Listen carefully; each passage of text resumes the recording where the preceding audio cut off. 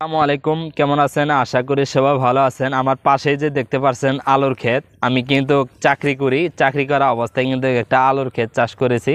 এই আলু ক্ষেতের বিস্তারিত কথা কিন্তু এই ভিডিওতে বলবো, এবং আমার ঠিকানা কই বা আমি কোথায় চাকরি করতেছি সব কিছুই বলবো এই ভিডিওতে। আশা করি সবাই ভিডিওটা স্কিপ করবেন না, শুরু থেকে শেষ পর্যন্ত দেখবেন।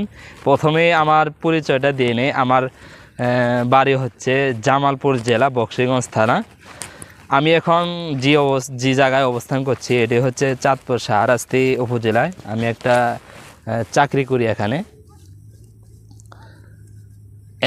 আলু ক্ষেত মূলত লাগাইছি হচ্ছে আমার ফ্যাক্টরির পাশেই।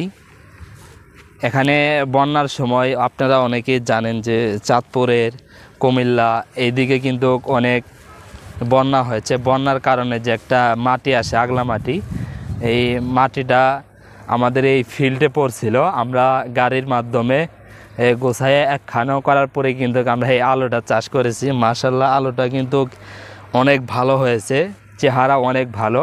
আশা করি অনেক ফলন হব।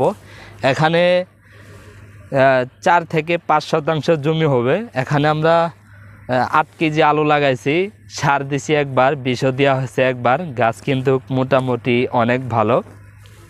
আসলে আমি এ জায়গায় চাকরি করতেছি বিগত 13 মাস থেকে। আগে ঢাকাতে ছিলাম। দেখতে পাচ্ছেন আলুর ক্ষেত কিন্তু মাশাআল্লাহ অনেক ভালো হয়েছে। এখান থেকে আশা করা যায় 5-7 মণ আলু পাবো। সবাই দোয়া করবেন। এটি হচ্ছে আমার ফ্যাক্টরি, আমি এখানেই কাজ করি।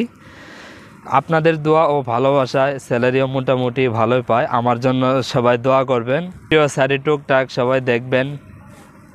সফলতা কবে পাবো আসলে বলতে পারতেছি না।